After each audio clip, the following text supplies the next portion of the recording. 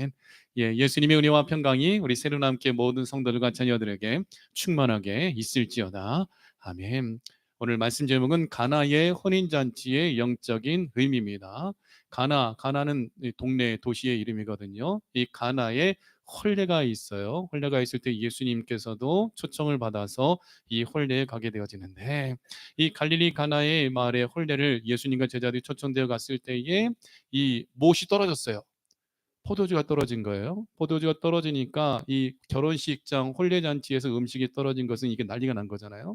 이 포도주가 떨어졌을 때에 그때에 이 마리아가 예수님께 포도주가 떨어졌나이다, 포도주가 없나이다 했더니 예수님께서 하신 말씀이 여자여 무슨 상관이 있나이까 내 때가 아직 이르지 아니하였다. 아직 예수님께서 어떤 기적도 일으키지 아니하신던 때거든요.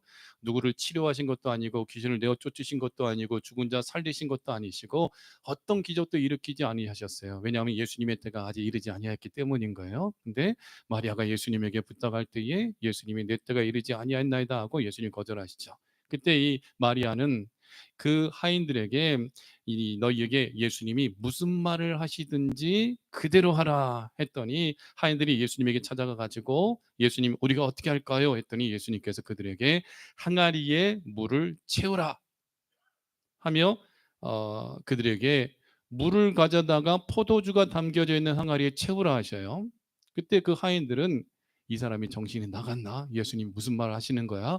하면서 거절한 것이 아니라 그 하인들은 그 즉시 순종해서 이 6통을 가지고서 그 항아리에다가 물을 담아다가 아구까지 가득 채웠어요. 그때 예수님께서 이제는 그것을 떠다가 사람들에게 줘라 한 거예요. 상식적으로 이게 말이 안 되는 거잖아요. 어떻게 물을 포도주로서 사람들에게 나눠주나. 그러나 그 종들은 어떤 말도 하지 아니하고 그저 순종하여 그 물을 떠다가 연회장에 갖다 주고 사람들에게 갖다 줬더니 연회장이 물로 된 포도주를 맛보고 깜짝 놀라죠. 사람들마다 처음에 좋은 것 내놓고 나중에 이 안 좋은 것을 내놓는데 어떻게 이 나중이라도 이렇게 더 좋은 포도주를 내놨느냐 하면서 기뻐하고 즐거워하죠. 근데 이 말씀은요 그냥 이대로 예수님께서 물이 변하여 포도주가 되게 했네 이 말씀으로 끝나기 위하여 주신 말씀이 아닙니다. 이 말씀에 복음의 의미가 담겨져 있고 이 혼인잔치는 교회예요. 교회. 사랑하는 성도 오늘 우리 새로남교회는요 혼인잔치가 벌어지는 곳이에요. 아멘. 혼인잔치가 벌어지는 곳이고 교회는 그럼 누구와 누구의 혼인잔치일까요? 예수님과 성도들의 혼인잔치가 벌어지는 거예요. 그래서 예수님께서 우리의 신랑이 되어주시고 신랑 대신 예수님과 혼인잔치하여 예수님의 나라를 영원토록 누리게 되어지는 것이 이 혼인잔치의 축복이거든요.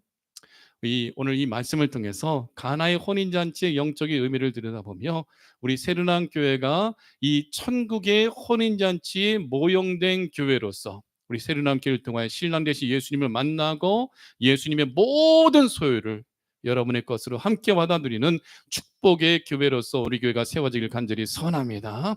자, 가나의 혼인잔치의 영적인 의미는요, 첫째, 혼인잔치 집의 의미입니다. 오늘 1절인데요. 1절, 2절 같이 읽어볼까요? 사흘째 되던 날 갈릴리 가나에 혼례가 있어 예수의 어머니도 거기 계시고 예수와 그 제자들도 혼례의 청함을 받았더니 자 혼인잔치집에 예수님이 계신다. 이것은 우리 교회 안에 예수님이 계시는 거예요. 오늘 본문에는 예수님이 손님으로 가셨으나 실은 교회는 예수님이 주인 되시는 거예요. 그리고 예수님이 신랑이 되어주시는 거예요. 그래서 교회는 예수님과 성도의 영적인 결혼식장인 것을 우리가 알아야 돼요. 결혼식은 신랑과 신부가 하나가 되어지는 날이죠. 최고로 경사스러운 날이죠. 정말 너무나 경사스럽죠. 우리 한국 사람은 이 결혼식을 하루 만에 끝내죠. 근데 유대인들은 일주일 동안 해요. 7일 동안 이 결혼식을 한단 말이에요. 일주일간 결혼식을 하되 이 혼인집은 교회를 예표하고 또 교회와 신랑 대신 예수 그리스도, 신부된 성도와 예수 그리스도의 이 잔치 결혼식이 열어지는 것이 바로 교회요 천국의 혼인잔치의 모형으로서 우리에게 가르쳐주고 있다는 거예요. 자, 그러면 누가 결혼식장에서 울고 있나요? 아니죠. 결혼식장에서 인상 쓰고 있나요? 아니죠. 결혼식장에서는 웃죠. 행복에 겨워서 기쁨에 겨워가지고 즐겁고 행복한 곳이 결혼식장이죠. 왜요? 최고로 좋은 날, 최고로 행복한 날이죠. 사랑하는 성도들은 밖에서는 막 속상하고 막 기분 나쁘더라도 같이 예배드리러 오다가 부부간에 싸움이 일어나더라도 교회에 들어오면 웃어요. 예수님 만나는 기쁨, 행복한 기쁨 속에서 여러분 웃고 즐겁고 행복한 결혼식장의 축복을 함께 받아 누리기를 축원합니다. 교회는 결혼식장이에요. 딴딴따다 하는 그 결혼식장인 거예요. 저도 23년 전에 결혼식 할 때 그 결혼식의 그날이 너무나 고대하고 기다려지고 그날이 너무나 행복했던 날인 걸로 저는 기억을 하고 있어요.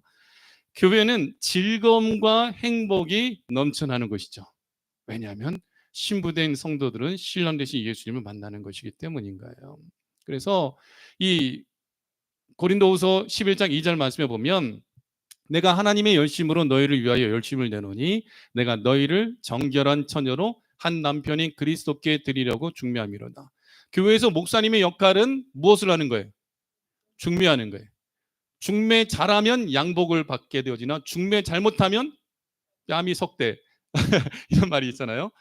목사님은 교회에서 제가 해야 될 일은 계속 여러분들이 신부기 때문에 계속 신랑에 대한 얘기만 해줘야 돼요.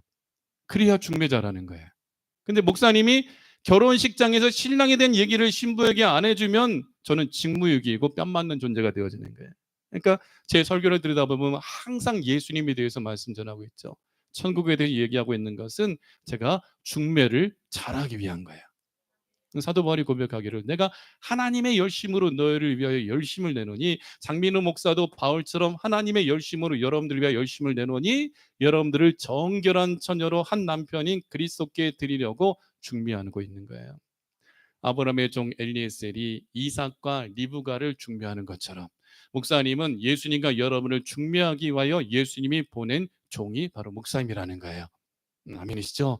그래서 목사님은요 성도들과 예수 그리스도를 중매하는 거예요. 교회는 날마다 결혼식 곧 천국잔치의 모형으로서 결혼식이 이루어지는 것이 교회라는 것을 여러분 기억하기를 바랍니다.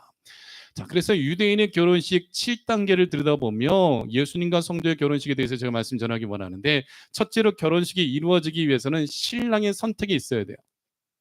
우리가 구원받기 위해서는요 하나님의 선택이 있어야 되는 거예요. 그래서 에베소서 1장 4절에 그 창세전에 그리스도 안에서 우리를 택하사, 하나님이 우리를 택하사 택함을 받아야지만 예수 그리스도의 신부가 되어지는 거예요. 가까운 데 사람이든지 먼 데 사람이든지 하나님이 얼마든지 부르시는 자를 하나님이 구원하신다 그랬죠. 하나님이 선택해 주셨기 때문인 거예요. 우리 가까이 살고 있는 우리나 2시간 만 거리에 있는 김미리 집사님이나 하나님이 선택해 주셨기 때문에 예수 그리스도의 신부로서 성도로서 우리가 예수님 믿어 구원을 얻게 되어지고, 지금은 교회는 하나님 나라 천국의 잔치의 모형이지만 실지 않은 그날이 오면 신랑 되신 예수님을 만나게 되어 저 영원한 하나님의 나라를 우리 것으로 누리는 결혼식이 이루어지게 되어진다는 거죠. 선택입니다. 아내로서 남편이 선택하고 아내가 남편을 선택하듯이 선택이 이루어져야 돼요. 근데 구원은 하나님의 선택이 이루어져야 돼요. 유대인들의 결혼의 첫 번째 단계는 선택입니다. 그리고 두 번째 단계는 뭐냐면 약혼 계약을 하게 되어집니다. 이것은 결혼에 대한 서명 계약을 하는데 케투바라는 것을 작성해서 이제 당신은 나의 신부가 될 것이요라고 약혼 계약을 하는 거예요. 그래서 신랑은 신부에게 결혼을 약속하며 이 아내로서 이 영원토록 일평생 책임질 것을 문서로 남기는 것이 케투바예요. 그 문서는 오늘 기록된 성경 말씀이에요. 하나님의 말씀은 하나님의 아들 독생자 예수님과 우리의 결혼을 위한 약혼 계약서가 성경 말씀이라는 거예요. 아멘이시죠? 그리고 세 번째 단계는 그 신랑은 신부를 아내로 얻기 위해서 신부값을 지불해야 돼요. 옛날에 우리나라엔 빙패라 그러죠. 빙패. 빙패를 줘야 된다. 근데 신부값을 지불하는 건 모하르라고, 신랑은 신부에게 신부값을 지불한다. 신부를 얻기 위해 값을 지불한다. 이것은 뭐예요? 이것을 복음으로 해석하면 예수님이 우리를 아내로 맞이하기 위하여 자신을 주신 거예요. 예수님의 피값으로 우리를 그리스도의 신부로서 예수님이 값을 치르신 거예요. 그것이 신부값을 지불하는 거예요. 그리고 신랑과 신부는 잔을 나누면서 서로 신랑과 신부로서 결혼하게 되어지는 그 약속의 증표로서 그 약속을 확증하기 위하여 포도주 잔을 함께 나눠요. 이건 뭘까요? 우리가 지난주에 했던 성찬식이에요. 예수님의 살과 피를 먹고 마실 때 우리는 예수 그리스도의 신부로서 우리는 구원받은 하나님의 백성인 언약이 체결되어졌던 증거인 거예요. 내 살을 먹고 내 피를 마시는 자는 내가 마지막 날에 다시 살리리니 나를 믿는 자는 영생을 얻었고 언약의 피로서. 그래서 우리가 예수님의 살과 피를 먹고 마실 때에 우리는 보수 개혁주의는 영적 임재했어요. 이 떡을 먹고 이 잔을 마실 때에 예수님께서 영적으로 우리 가운데 임하셔서 우리를 구원해 주시고 우리 모든 죄가 사함받고 예수님 우리의 신랑 되시고 우리 예수 그리스도의 신부로서 그 언약이 체결되어졌음을 선포하는 것이 바로 성찬식이라는 거예요. 다섯 번째, 그리고 그 포도주 잔을 마시고 나서 신랑은 그 집에 머무는 것이 아니라 어떻게 해요? 떠나요. 이게 뭐예요? 예수님 십자가에 죽으시고 부활하신 후에 승천하신 것과 똑같은 거예요. 예수님이 승천에 대하여 요한복음 14장 1절에서 3절은 너희는 마음에 근심하지 말라. 하나님을 믿으니 또 나를 믿으라. 내 아버지 집에 거할 것이 많도다. 그렇지 않으면 너희에게 일렀으리라. 내가 너희를 위하여 거처를 예비하러 가노니 가서 거처를 예비하면 너희에게로 다시 와서 너희로 하여금 나 있는 곳에 있게 하리라. 이것이 바로 신랑이 떠남과 준비. 신랑이 떠나요. 신부 곁을 포도주 잔을 마시고 당신은 나의 아내가 됩니다. 그러니까 기다리십시오. 내가 다시 올 겁니다. 우리가 함께 살 집을 내가 준비하고 다시 올 터이니 나를 기다리되 정결한 처녀로 기다리십시오 하고 신랑은 떠나가는 거예요. 그것이 예수님의 부활 승천인 거예요. 승천하신 예수님께서 떠나셨을 때에 신부는 어떻게 해야 돼요? 정결하게 순결하게 자기를 단장하고 에스더 말씀 기억하죠? 에스더가 무엇의 규례대로 자기를 단장했어요? 왕의 규례대로 단장한 것처럼 하나님의 말씀을 따라 회개하고 자기 두루마기를 빨고 오직 신랑만 바라봐야 되지 다른 신, 사람이 만드는 우상 가짜 신을 들여다보고 믿고 따르면 안 돼. 그럼 더럽혀지는 거예요. 오직 영원한 하나님이시고 하나님의 아들 독생자 예수 그리스도만을 믿고 기다리는 거예요. 신랑이 지금 떠난 상태예요. 무엇을 예비하러? 신혼집 예비하러. 내가 너희를 위하여 거처를 예비하러 가노니 가서 거처를 예비하면 너희에게로 다시 와서 너희로 하여금 나 있는 곳에 있게 하리라. 지난주 말씀 요제는 뭘 말한다 그랬죠? 흔드는 건 뭐예요? 무엇을 상징하는 거예요? 지진이 나고 무덤문이 열리고 뭔 일이 일어났어요? 부활이 일어났잖아요. 요제는 부활인 거예요. 부활 요제를 그 제물을 흔든 다음에 또 다음 제사 네 번째 제사법은 뭐라 그랬어요? 거제 제물을 올렸다 내리는 거.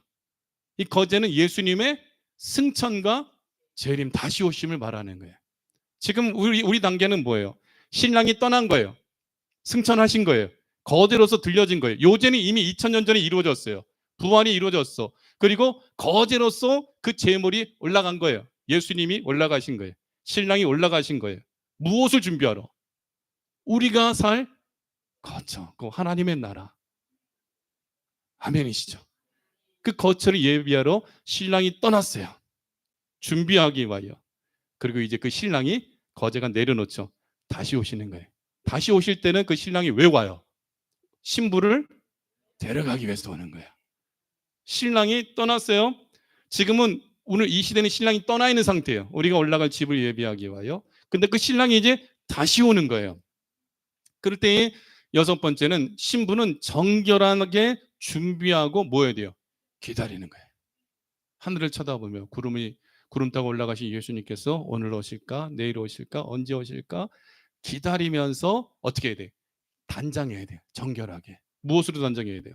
물로 씻어 말씀으로 깨끗하게 하사 예배를 통하여 말씀으로 깨끗하게 정결케 하고 회개하고 예수 그리스도로 합하기 위하여 세례를 받은 자는 그리스도로 옷 입었느니라는 말씀과 같이 예수 그리스도로 옷 입은 자가 되어 주 예수님이 다시 오시는 그날 때 이삭이 멀리서 엘리에셀에 이끌려서 이 짐승을 타고 오는 리브가를 볼 때 저건 내가 보낸 옷인데 하고 딱 알아보면서 달려와서 리브가를 맞이해서 사라의 장막에 들어가 딴딴딴 결혼식이 이루어진 것처럼 우리가 예수 그리스도로 옷 입은 자가 되어 신랑 되신 예수님을 기다릴 때에 주께서 오시는 그날에 그 믿음의 등불이 켜져 있는 신부를 주님께서 맞이하여 하나님의 나라 주께서 예비하신 곳에 맞이하여 드리죠.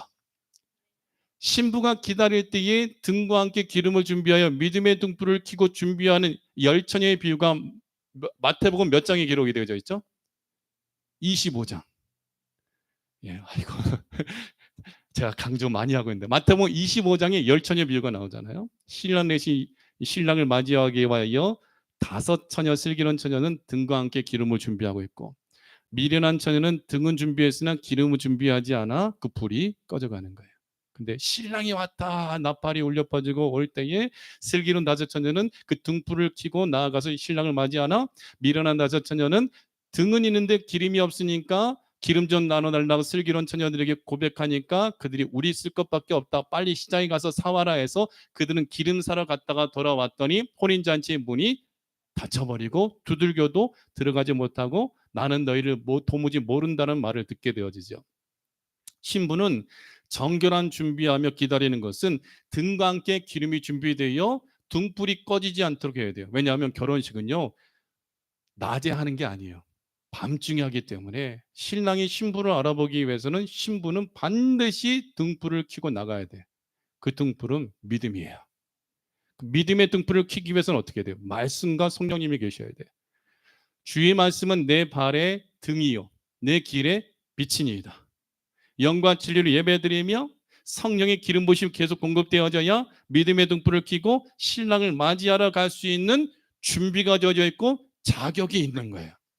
믿음이 없이는 우리 예수님을 맞이할 수 없기 때문에 그 믿음은 말씀을 들음으로써 나고 마음을 믿어 의에 이르고 입으로 신하의 구원을 얻게 되어지는데 그 성령의 역사가 없이는 그 믿음을 가질 수가 없고 믿음의 등불을 가질 수 없다라는 거예요. 그러므로 말씀과 성령으로 여러분들이 잘 준비되어지기를 축원합니다. 그래서 7번째는 신랑이 언제 온다? 아침에 온다? 낮에 온다? 밤중에 온다. 그러니까 등불이 중요한 거예요. 믿음의 등불이 있어야 돼. 밤중에 데리러 와서 혼인잔치가 이뤄지는데 신랑이 올 때는 나팔이 울려 퍼져요. 나팔을 불어요. 유대인들이 결혼식 때 나팔을 불고 양각 나팔 양의 뿔로 만든 나팔을 불고 신랑의 친구들이 외쳐요. 마치 우리나라에 함 사세요. 오징어 뒤집어서 함 사세요. 막 이런 것처럼 유대인들은 신랑이 왔다. 신랑이 온다 외치는 거예요. 뭘 불면서? 나팔을 불면서. 그러면 그때 신부들은 어떻게 돼? 막 등을 들고 정결한 옷을 입은 대로 신랑을 맞이하러 달려나가야 돼. 혼인잔치 문이 열려졌을 때에 들어가야 되는 거예요. 예수님이 다시 오셔서 교회와 혼인잔치를 벌이되 그 요한계시록 19장 말씀에 보면 어린 양의 혼인기약에 이르렀고 그 아내가 자신을 준비하였으므로 예수님을 신랑으로 맞이하여 하나님의 나라 혼인잔치의 주인공이 되어진다라는 거예요. 교회는 혼인잔치의 모형이고 교회는 신랑 대신 예수 그리스도와 여러분을 중미하는 목사님이 중미하며 교회는 신부가 정결하게 준비하되 특별히 등과 기름을 준비하는 곳이 교회라는 거예요. 그래야 신랑 대신 예수님 오실 때에 소망받지 아니하고 하나님의 나라에 들어가서 그 나라를 나의 것으로 누리게 되어진다라는 거죠. 혼인잔치 집에 3요소가 있어요. 음식이 있어야 돼요. 그리고 신랑 신부가 있어야 돼요. 그리고 축하객들이 있어야 돼요. 음식은 떡과 포도주예요. 떡과 포도주가 떨어지면 안 돼. 그리고 신랑 신부가 있어야 되고 축하객들이 있어야 되죠. 그러면 교회는 오늘도 점심에 맛있는 카레밥이 준비되어 있는데 영적으로는 말씀이 떨어지면 안 돼요. 그 말씀으로 충만해야 돼요. 교회는 말씀이 풍성하고 충만하고 또한 말씀이 맛있어야 돼요. 우리에게서 최고로 맛있는 말씀은 예수님 말씀이에요. 우리가 나의 신랑 대신 예수님에 대한 이야기를 들을 때 얼마나 좋아요. 저도 결혼식 할 때에 제가 부교육자일 때 담임 목사님하고 신방 전도사님이 중매를 했어요. 제 아내에 대해서 그렇게 맛있게 얘기를 해주는 거예요. 이런 천년이 없다. 이런 정말 좋은 믿음 좋은 사람이다 해가지고 제가 눈여겨 살펴봤더니 정말 괜찮아. 부흥회 때 막 둘이 우리 기도해 봅시다 하고 기도했는데 둘 다 부흥회 때 응답받았어요. 그래가지고 6개월 만에 결혼하게 됐어요. 근데 나한테 아내에 대해서 담임 목사님이 이렇다 저렇다 얘기를 잘 정말 믿음직스럽게 얘기해주고 저도 눈으로 확인하고 귀로 들으니까 항상 아내에 대한 얘기만 듣고 싶은 거예요. 아내는 신랑에 대한 얘기만 듣고 싶은 거죠. 우리는 그리스도의 신부라고 그랬어요. 그러면 우리의 최대 관심사는 누가 돼야 돼요? 신랑이 돼야 되는 거예요. 그렇기 때문에 저는 신랑이신 예수님에 대해 여러분들에게 계속 예수님은 어떤 분이다, 이런 분이다, 이런 분이다 하며 여러분들에게 계속 소개하고 있는 거예요.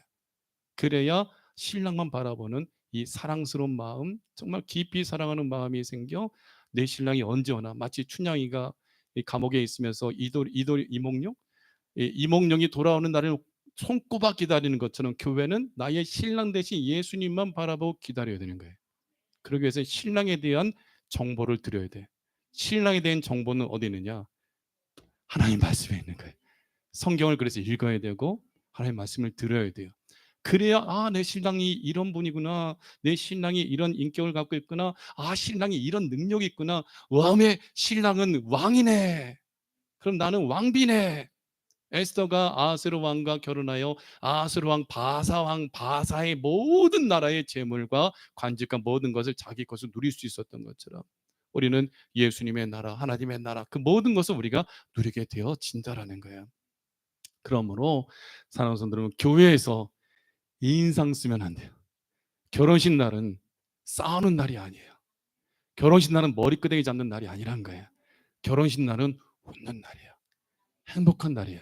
기쁨이 끊어지지 않는 날이 교회 결혼식장인 거예요. 물론 기쁨과 감격에 겨워서 눈에서 화장이 지워들어 막 울게 되어지죠. 근데 그 울음은 슬픔의 울음이 아니라 감격의 울음이잖아요. 음, 그러므로 우리 신앙생활할 때 교회에서 정말 기쁨과 감사함으로 행복하게 신앙생활할 수 있기를 축원합니다. 그리고 교회는 결혼식장이에요. 결혼식장은 옷을 어떻게 입고 가요? 반바지에 발에 떼낀 발톱에 떼낀 상태로 막 그냥 주레주레 추리닝 입고 가는 게 아니잖아요.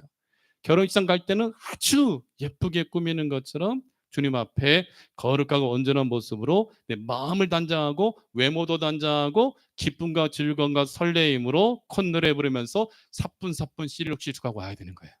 왜냐하면 천국 잔치이기 때문에. 여러분, 우리의 삶 가운데 안 펴지면 죽는 게 두 가지가 있어요. 낙하산 안 펴지면 죽어요. 그잖아요. 비행기 뛰어낸 낙하산 안 펴지면 죽는데 성도들이 얼굴이 찌그러지면 죽는 거예요. 예수님 믿어 천국에 대한 소망이 있다면 우리 얼굴은 환해져야 되는 거예요. 예수님 믿는 기쁨이 충만하길 축원합니다. 그래서 느헤미야 8장 10절 말씀에 보면요, 느헤미야가 또 그들에게 이르기를 너희는 가서 살찐 것을 먹고 단 것을 마시되 준비하지 못한 자에게는 나눠주라. 이날은 우리 주의 성일이니 근심하지 말라. 예배 시간은 주일은 거룩한 날이에요. 근심하지 말아요. 여호와로 인하여 기뻐하는 것이 너희의 힘이니라. 할렐루야.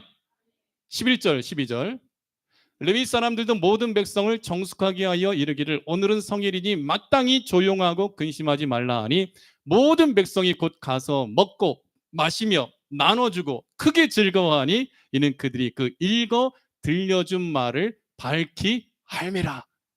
하나님의 언약의 말씀, 회복의 말씀, 구원의 말씀을 아니까 그전에는 이 말씀을 알기 전에는 이 언약을 알기 전에는 슬프고 괴롭고 우리가 포로됐네, 예루살렘 성이 회파됐네, 성벽이 다 무너졌네 하면서 고통과 근심과 절망 속에 살았으나 하나님이 회복시켜 주신다. 하나님이 구원해 주신다. 하나님 반드시 복 주신다. 여호와의 성의를 선포하는 말씀이 선포되니까 그 말씀은 반드시 이루어졌기에 근심하지 마라. 이제는 먹고 마시고 즐거워하라. 그래서 하나님께서 우리에게 주신 말씀은 항상 기뻐하라, 쉬지 말고 기도하라, 범사에 감사하라. 이게 진정한 신앙생활인 거예요. 사업에 대해서 걱정하지 말고 자녀에 대해서 걱정하지 말고 기도했다면 믿고 받은 줄로 믿고 기도하며 기대하리며 기대하는 거예요. 그럼 하나님은 반드시 응답해 주신다라는 거예요. 우리 새누남교회가 영적인 혼인잔치의 귀한 장이 되어진 줄 믿습니다. 가나의 혼인잔치가 바로 우리 새누남교인 것을 믿고 우리 신랑 되신 예수님이 이제 우리가 올라갈 거처를 예비하고 다시 오심을 온전히 기다리며 주님 다시 오시는 그날까지 말씀과 성령으로 잘 준비하고 단장하여 신랑 되신 예수님을 맞이하기에 부족함이 없는 거룩한 신부들이 되어지길 축원합니다. 가나의 혼인잔치의 영적인 의미는요, 혼인잔치집은 교회는 혼인잔치집이다. 천국의 혼인잔치의 모형이다. 두 번째, 떨어진 포도주의 의미입니다. 뭐가 떨어졌어요? 혼인잔치에 포도주가 떨어지면 안 돼. 3절 시작. 포도주가 떨어진지라 예수의 어머니가 예수에게 이르되 저들에게 포도주가 없다 하니 예수께서 이르시되 여자여 나와 무슨 상관이 있나이까 내 때가 아직 이르지 아니하였나이다. 혼인잔치의 중요한 것이 떡과 포도주예요. 근데 떡은 있는데 포도주가 없어.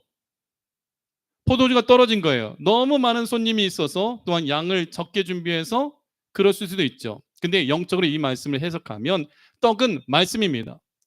교회는 말씀 떨어지면 안 돼. 말씀을 먹어야 여러분 사는 거예요. 근데 교회는 떨어지지 말아야 될 것이 또 하나가 있어요. 포도주예요. 포도주는 무엇이냐면 성령님을 상징하는 거예요. 나를 믿는 자는 그 배에서 생수의 강이 흘러나오리라. 성령님인 거예요.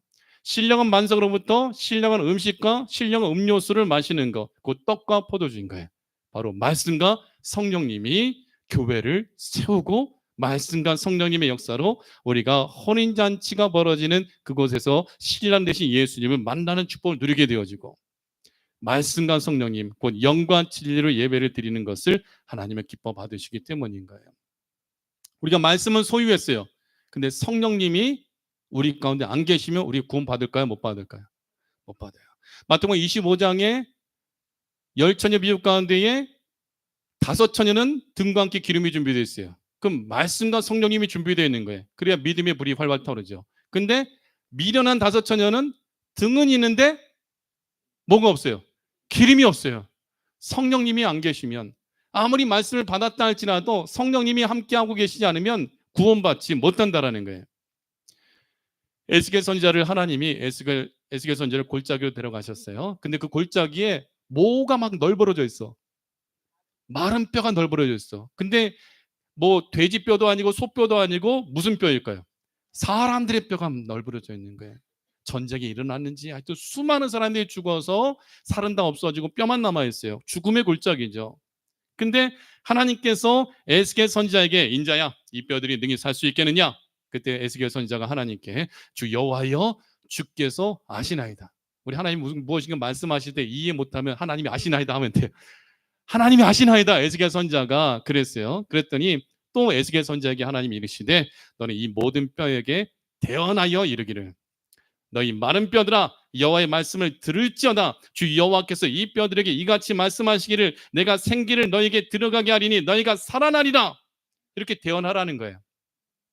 너희 위에 힘줄을 두고 살을 입히고 가죽으로 덮고 너희 속에 생기를 넣으리니 너희가 살아나리라. 또 내가 여호와인 줄 너희가 알리라 하셨다 하라. 에스겔아 이렇게 너는 이 마른 뼈들을 향하여 외치라는 거예요. 지금 죽음의 뼈들 앞에서 에스겔이 서 있는데 아니 어떻게 죽은 뼈들이 죽은 지 10년이 지났는지 50년이 지났는지 알 수 없는데 이 뼈들 가운데 하나님은 이 말씀을 대언하라 하실까? 에스겔은 그렇게 생각할 수도 있었으나 에스겔은 그렇게 하지 않았어요. 그래서 에스겔이 하나님의 명령을 따라 대언하는 거예요. 마른 뼈야 살아나라. 대언할 때에 지금 목사님 여러분들이 대언하고 있는 거예요. 여러분들이 마른 뼈라면 제가 하나님의 말씀 여러분들에게 선포할 때에 뭔 일이 일어나냐면 뼈가 소리가 나고 움직이며 이 뼈 저 뼈 들어맞아 뼈들이 서로 연결되더라. 내가 또 보니 그 뼈에 힘줄이 생기고 살이 오르며 그 위에 가죽이 덮이나 그 속에 생기는 없더라. 지금 뼈들이 생기는 없고 말씀은 선포됐어요. 그랬더니 뼈들이 맞아떨어가지고 가죽이 덮이고 힘줄이 덮이고 사람의 모양으로 바뀌었는데 생기가 있어요? 아니면 죽음의 기운이 있어요? 여전히 죽어 있어. 마치 하나님께서 아담을 흙으로 빚으셨어요. 하나님의 모양과 형상을 따라 흙으로 빚으셨어. 머리도 있고 머리카락도 있고 눈도 있고 코도 있고 입도 있고 귀도 있고 다 만들었어. 어릴 때 점토 찰흙 가지고 저도 막 만들었거든요. 사람 얼굴도 만들고 아버지 얼굴도 만들고 어머니 얼굴도 만들고 돼지도 만들고 새도 만들고 다 만들어봤어. 근데 흙으로 만든 이 형상이 움직일까요? 안 움직일까요? 안 움직여요. 왜? 생기가 없어. 아담이 처음 창조되었을 때 생기가 없었어요. 근데 하나님이 그 코에 생기를 불어넣으니까, 영혼을 주시니까, 성령님이 그 속에 들어가니까, 영혼이 있으니까 갑자기 아담이 눈을 뜨고 하나님을 바라보고 손도 만져보고 눈알도 굴려보고 발도 걸어보고 하나님께 하나님 이러는 거죠. 살아 움직이는 거죠. 흙은 흙으로 빚어졌으나 말씀을 받았으나 성령님이 들어가지 않으면 죽은 거예요. 에스겔이 하나님의 말씀을 대언하여 선포했더니 정말 뼈밖에 없었는데 사람 모양으로 하더니 만들어져. 근데 그 속에 생기는 없더라. 근데 또 하나님의 말씀이 에스겔에게 임하죠. 인자야, 너는 생기를 향하여 대언하라. 생기에게 대언하여 이르기를 주 여호와께서 이같이 말씀하시기를 생기야 사방에서부터 와서 이 죽음을 당한 자에게 불어서 살아나게 하라. 생기는 누구를 의미할까요? 성령님인 거예요. 이게 내가 그 명령대로 에스겔이 생기야 그들에게 들어가라 한 때에 그들이 곧 살아나서 일어서 서는데 극히 큰 군대였더라. 우리 9절 10절 한번 읽어볼까요? 에스겔 37장 9절 시작. 인자야 너는 생기를 향하여 대언하라. 생기에게 대언하여 이르기를 주 여호와께서 이같이 말씀하시기를 생기야 사방에서부터 와서 이 죽음을 당한 자에게 불어서 살아나게 하라. 했더니 뭔 일이 났다고요?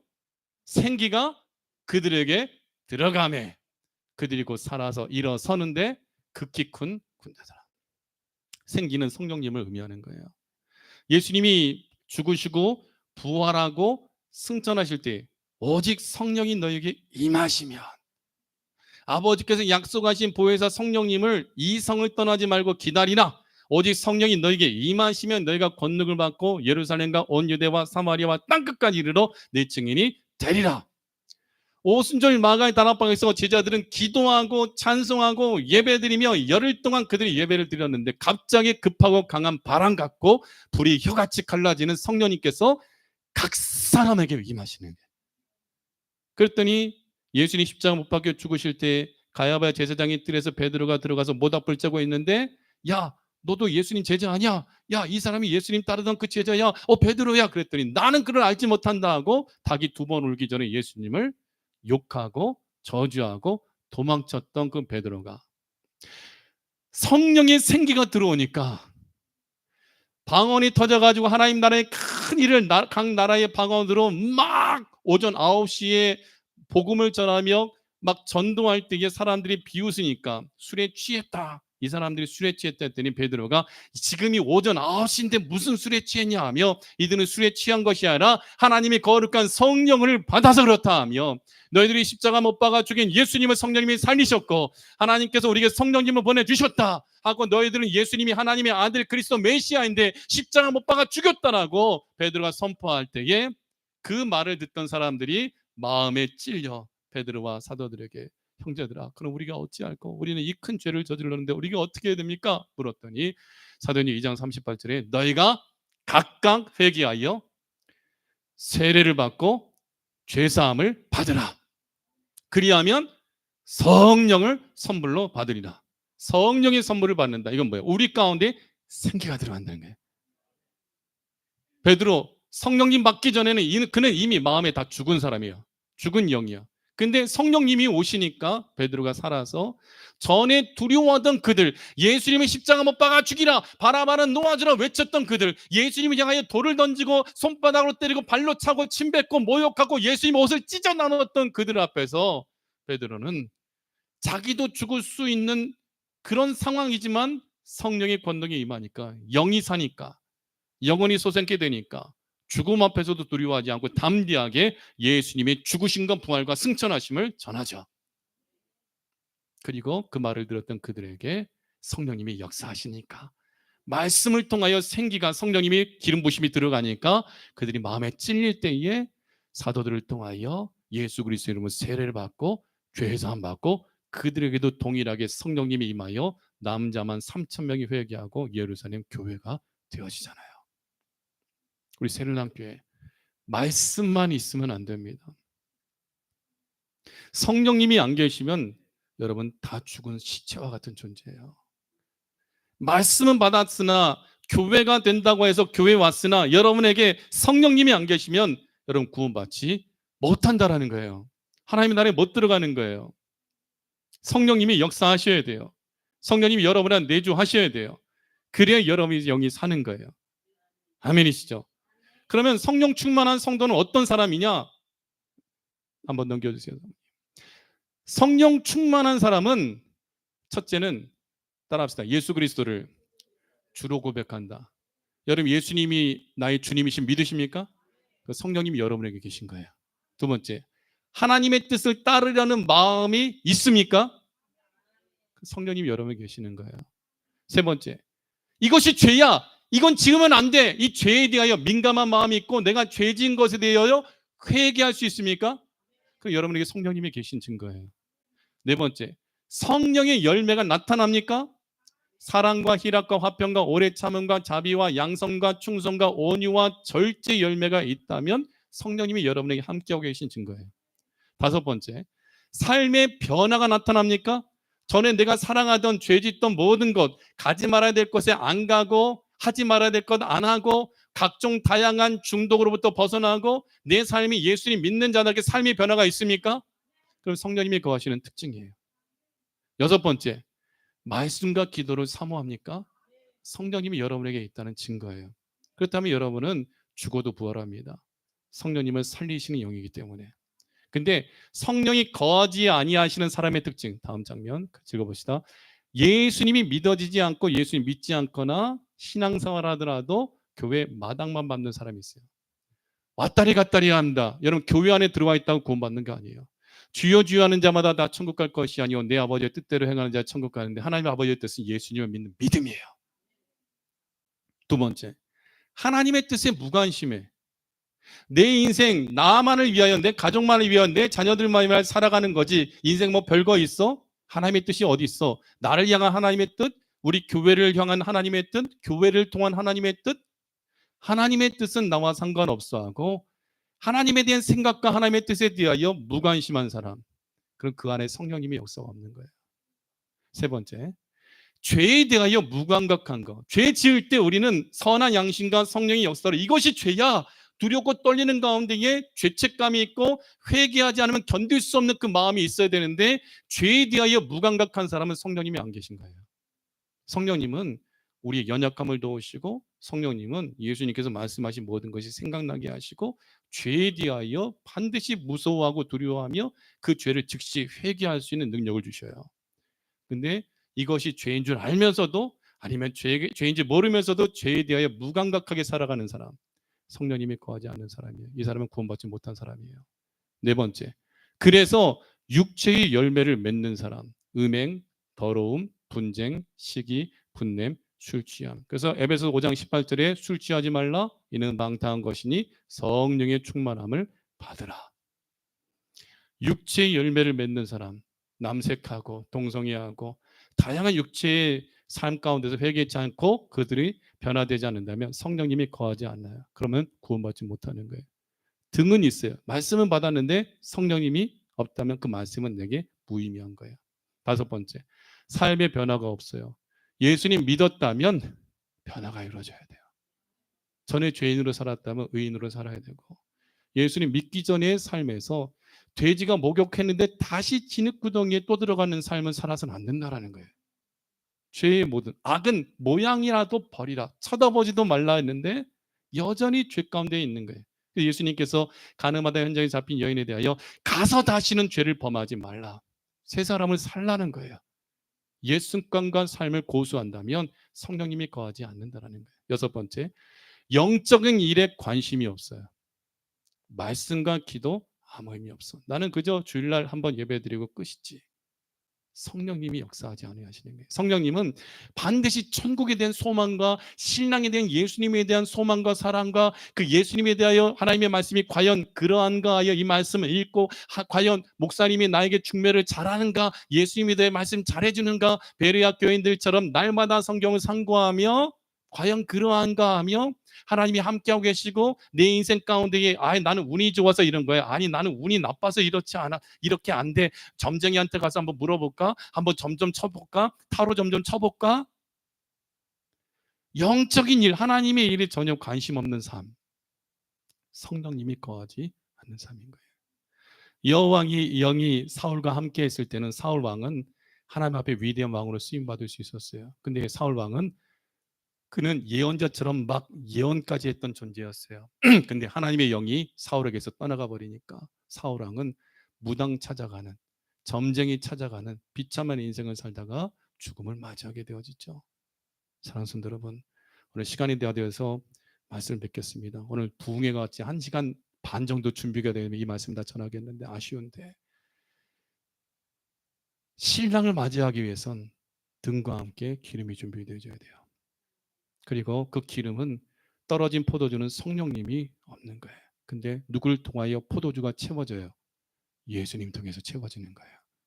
예수님 말씀과 기도할 때에 내 몸이 나이가 들어갈수록, 시간이 지나갈수록 무너져 내리는데, 무너져 내리는 내 몸과 영혼을 구원하시는 분은 오직 성령님이셔요. 예수 그리스도의 거룩한 영, 하나님께서 저와 여러분을 살리신다라는 거야. 근데 물이 변해 포도주가 되게 하시어서 그 물을 떠다서 사람들에게 나눠주려 했던 이 예수님이 물로서 만드신 포도주는, 물은 말씀이요 예수님이고, 물이 변해 포도주가 됐다는 것은 성자 예수 그리스도, 성령 하나님이 성부 하나님과 더불어 하나이신 것을 증언해 주는 거예요. 삼위일체 하나님이신 거예요. 낮은 포도주, 이른 비와 늦은 비, 늦은 비는 추수하기 직전에 내리는 장대비와 같은 그 성령인데, 마지막 때 고난이고 환란이 온다 할지라도 그 고난과 환란을 능히 이겨낼 수 있는 권세를 늦은 비를 주신다 그랬어요. 늦은 비는 강력한 성령의 충만함인 거예요. 사랑하는 성도 여러분, 우리 새누남께 낮은 포도주 받아 마셔야 돼요. 여러분의 인생이 바뀌어야 돼. 바뀌지 않으면 천국 못 가는 거예요. 낮은 포도주를 마시지 않으면 절대로 하나님 나라를 누릴 수 없는 거예요. 이것을 믿으십시오. 성령님이 나에게 권능을 주셔서 내가 이기게 한다. 그래서 마지막으로 야고보서 5장 7절에서 8절과 호세아서 6장 1절 읽고 마치겠습니다. 그러므로 형제들아, 주께서 강림하시기까지 길이 참으라. 주는 누구예요? 예수님. 예수님은 누구예요? 우리의 신랑. 신랑이 거처를 예비하고 다시 오실 때까지 어떻게 된다? 우리는 참아라. 길이 참으라. 보라, 농부가 땅에서 나는 귀한 열매를 바라고 길이 참아 이른 비와 늦은 비를 기다리. 이른 비는 오순절 성령님의 강림을 의미하고, 늦은 비는 마지막 때 강력하게 역사하시는 강력한 성령님을 상징하는 거예요. 너희도 길이 참고 마음을 굳건하게 하라. 주의 강림이 가까우니라. 말씀과 성령으로 우리가 준비하고 기다릴 때에 예수님이 오실 날에 우리가 혼인잔치의 주인공이 되어진다.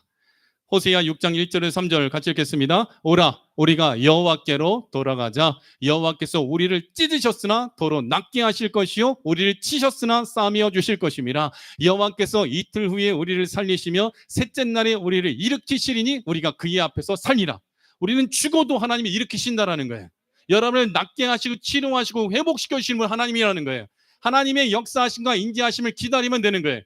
3절 크게 읽겠습니다. 시작. 그러므로 우리가 여호와를 알자. 힘써 여호와를 알자. 그의 나타나심은 새벽 빛같이 어김없나니 비와 같이 땅을 적시는 늦은 비와 같이 우리에게 임하시리라.